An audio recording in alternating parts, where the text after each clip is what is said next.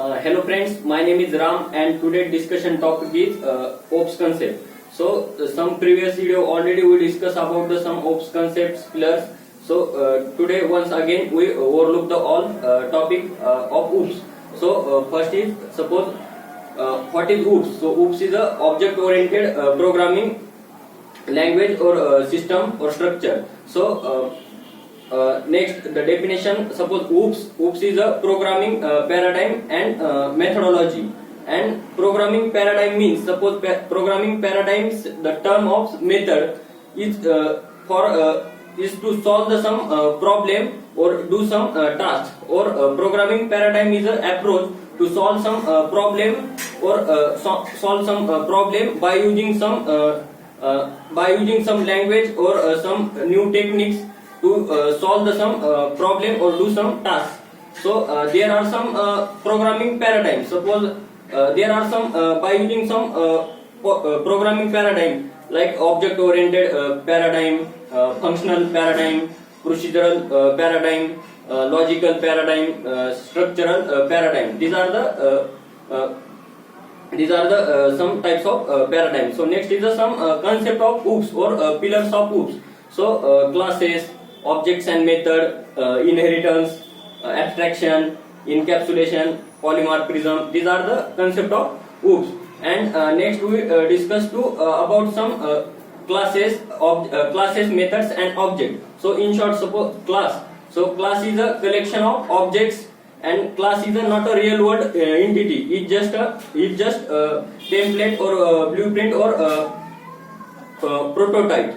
Or classes, one also important point about classes does not occupy the memory,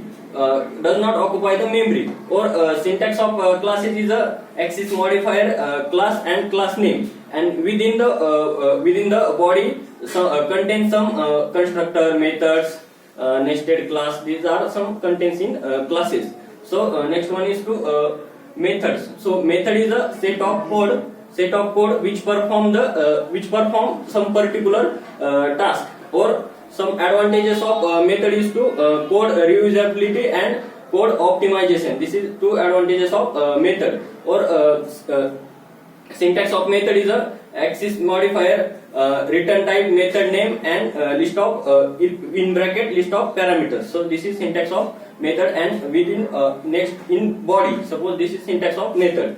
So next is the important point about your object. So object is created by using new keywords. So and object is the instance of classes, or object is a real world entity, and objects also occupies the memory.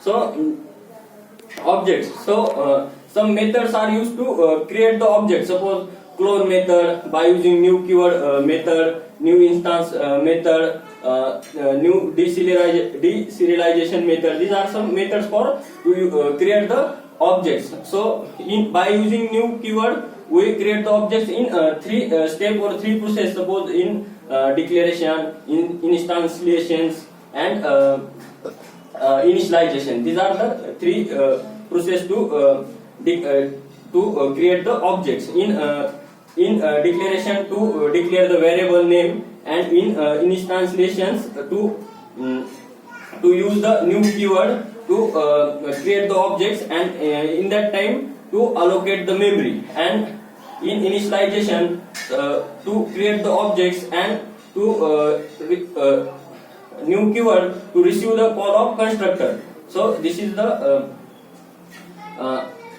create the object by using new keyword method. So next point is about your inheritance concept. So inheritance is a mechanism in which one object is acquire all properties and behavior of parent class. This is the inheritance. So there are some types of inheritance. Suppose single inheritance, multi-level inheritance, hierarchical inheritance. These are some types of inheritance. Suppose in single inheritance in one class inherit with another class. This is single inheritance. Or inheritance is also represent is a relationship between child and parents class. So in inheritance. So in multi-level inheritance means so chain of inheritance. Suppose we extend one classes another class. This is chain of inheritance. So in hierarchical means two classes, one or two classes inherit with a single class. This is concept of hierarchical inheritance.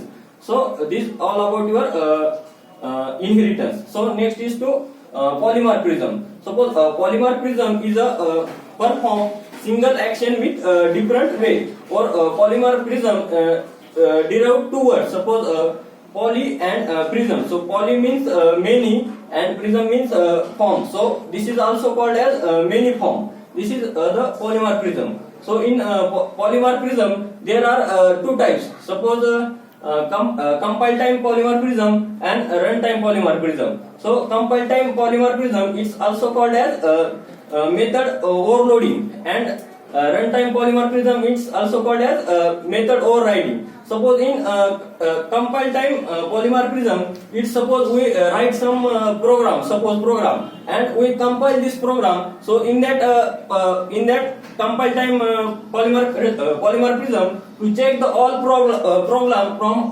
top to bottom one by one line. Suppose in that way, in program to check the some errors by one.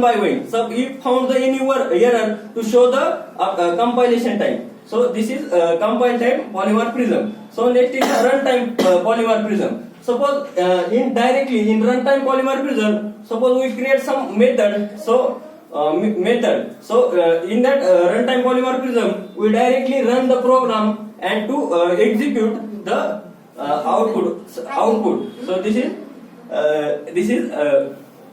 runtime polymorphism. So next is the encapsulation. So encapsulation is a process of binding and wrapping the code, wrapping the code in a binding and wrapping the codes.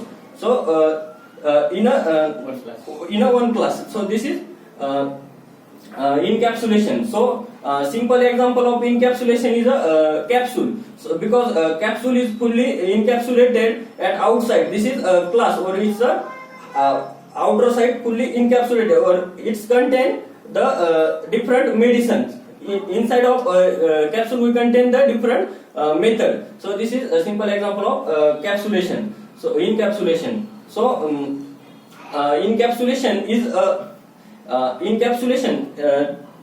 some there are some also points about our encapsulation. It is achieved by using abstraction and interfaces. So in abstraction, suppose we detail to discuss about the abstraction is, suppose abstraction is a declaration, not a implementation, because child classes are responsible for implementation, and interfaces suppose in abstraction the class name must be declared as abstract, or also method name must declare to the abstract. So in abstraction also we achieve the abstraction by using abstraction as a parents or child relationship. So in interfaces, the interfaces is achieve or to support the multiple inheritance. Suppose or also interface to achieve the loose coupling, and this is all about your OOPS concept. So thank you.